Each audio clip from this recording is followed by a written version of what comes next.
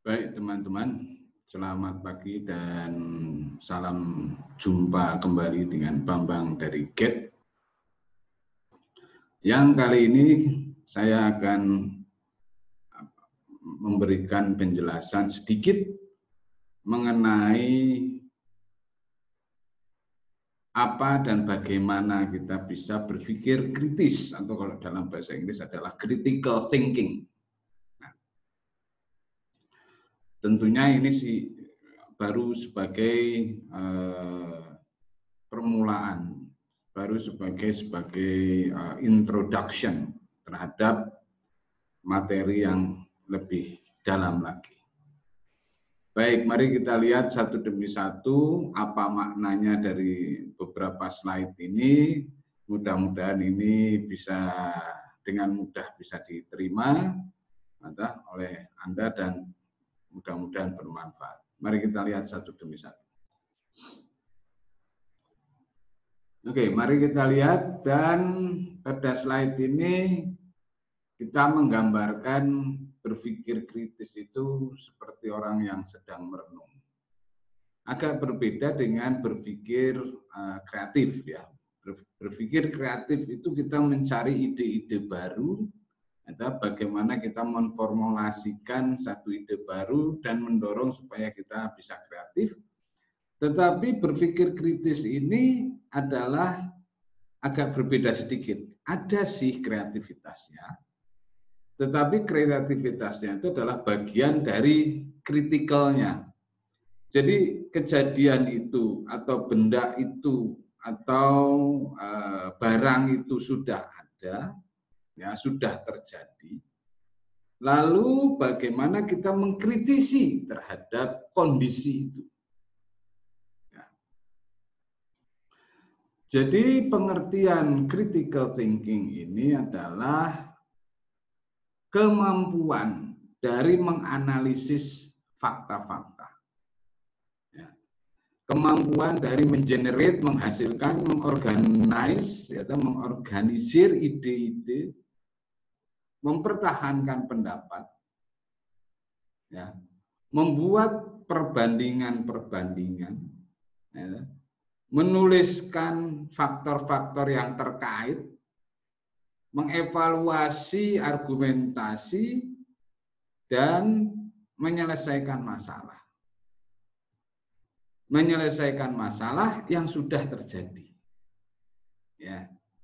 Jadi bukan potensi problem, tapi solving problem, solving existing problem. Nah, jadi critical thinking itu, saya ulangi lagi, kemampuan untuk menganalisis, membuat atau menciptakan ide-ide dan mengorganisir ide-ide, ya, mempertahankan satu pandangan, ya, tentunya dengan data-data, dengan fakta-fakta, membuat perbandingan, comparison, ya, menuliskan kaitan satu dengan kaitan yang lainnya dan faktor-faktornya, mengevaluasi argumentasi.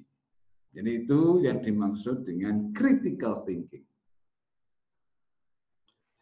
Sehingga di dalam critical thinking itu faktor ataupun aktivitas ataupun proses yang terlibat berkaitan dengan satu, itu analisis. Ya, melihat kaitannya satu dengan yang lainnya, mengkaitkan data-data dan informasi dan sebagainya, menelaah itu semua. Lalu yang kedua ini ada proses komunikasi. Ya. Yang ketiga tentunya sikap kita dalam critical thinking ini harus open-mindedness. Harus pikiran kita terbuka. Ya, tidak mudah baper, tidak mudah tersinggung, terbuka terhadap berbagai ide-ide baru. Lalu ada kaitannya juga dengan proses problem solving, ya. Karena dengan kita menelaah berbagai faktor ataupun fakta-fakta itu, tentunya Dengan telah semakin sederhana, semakin mudah, persoalan akan semakin terlihat. Dengan demikian akan mudah untuk diselesaikan. Kemudian kreativitas. Nah, kenapa kreativitas dalam critical thinking diperlukan? Karena untuk mencari kaitan satu dengan lainnya dan menarik insight, menarik benang merah. 5 hal inilah yang terkait dengan critical thinking. Di halaman berikut adalah, ya, kalau kita di dalam mengkritisi keadaan, kuncinya, makanya di sini di slide ini, key to critical thinking. Itu ingat RED. RED itu singkatan dari yang pertama adalah menemukan, memahami, mengetahui asumsi-asumsi. Asumsi-asumsi mengenai apa? Mengenai faktanya, mengenai datanya, mengenai keadaannya.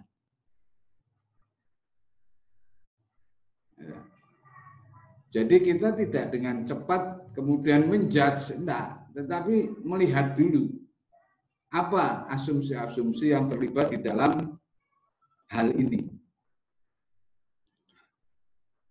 Yang kedua, E terdiri ataupun singkatan dari evaluate argument. Atas asumsi ini kita kemudian memberikan kritik, memberikan pendapat, menganalisis, mengevaluasi menjadi argumen-argumen. Atau argumen terhadap itu dievaluasi juga, benar atau tidak. Sesudah merecognize assumption, mengevaluate, ya, kemudian baru mengambil keputusan. Okay. Itu cara berpikirnya itu sederhana dengan RED itu. Nah, tentunya banyak ya manfaatnya dari critical thinking itu. Ya, kita jadi semakin tajam, persoalan menjadi semakin jelas.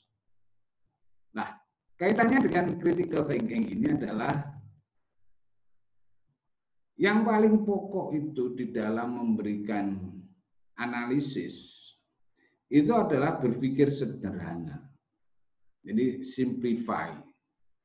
Ya, disimplifikasikan. Jadi berpikir itu disederhanakan sedemikian rupa sehingga jelas. Nah, bagaimana supaya teknik kita ini supaya bisa lebih kritis? Ada 7 hal.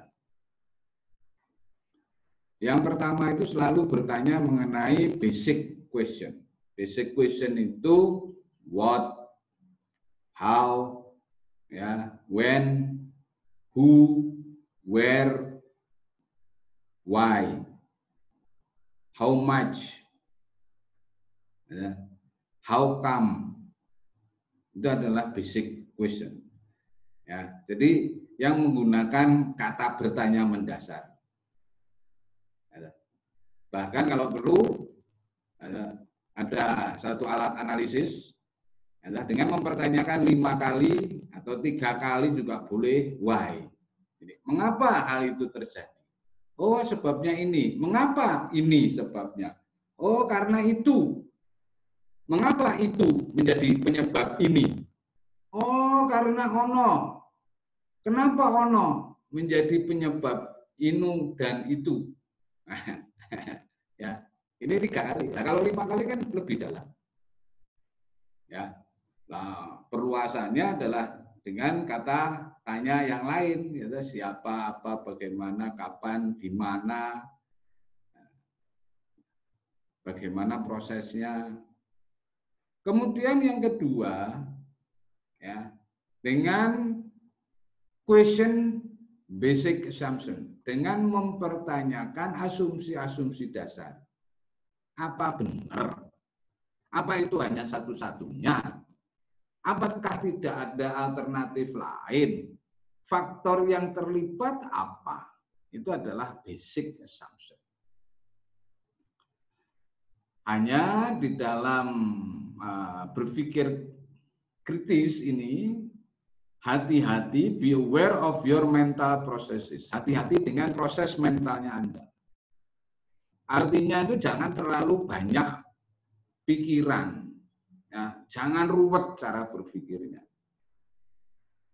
Hati-hati dengan itu. Hati-hati juga kepentingan, interest. Hati-hati sama emosi. Jadi perhatikan mental processes-nya. Yang keempat, try reversing things. Coba dibalik. Dulu apa iya? Kalau ini penyebabnya adalah itu. Apa enggak ini ada penyebab yang lain? Ya. Jadi kadang-kadang kita berjalannya misalnya ke kanan, kadang-kadang kita harus balik lagi ke belakang, di reverse, dibalik kembali. Nah, alat-alat itu atau cara berpikir itu gunanya untuk apa? Agar supaya analisis kita itu semakin tajam dan semakin jelas keterkaitan antara satu fakta dengan fakta yang lainnya. Yang kelima, agar kita ini bisa lebih kritis lagi, mengevaluasi existing evidence. Ya, mengevaluasi bukti-bukti yang ada. Ya, apalagi itu berupa bukti nyata atau hard evidence. Itu lebih kuat lagi.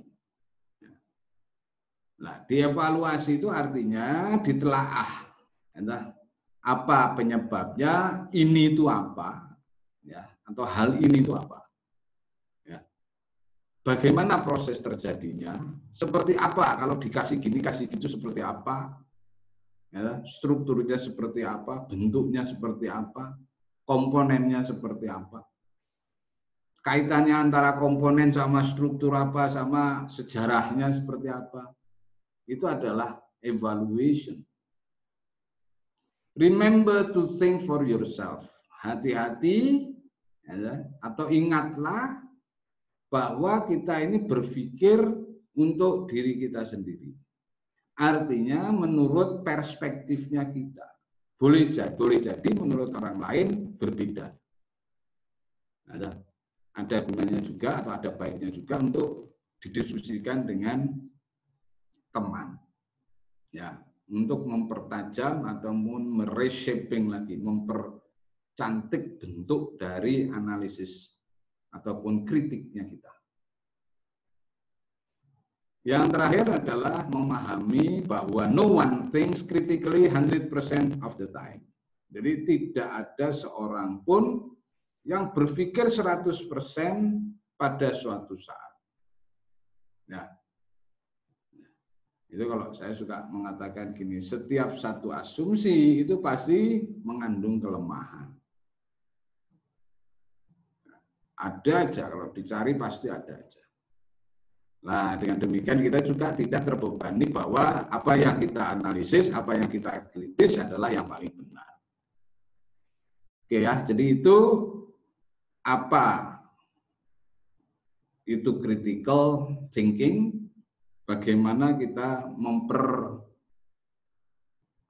memperhalus, mempertajam, memperbagus analisisnya kita.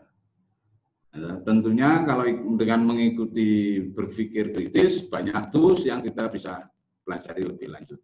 Ya, ini baru introduction-nya aja. Oke, terima kasih. Selamat siang. Mudah-mudahan ada manfaatnya. Sampai ketemu di topik berikutnya.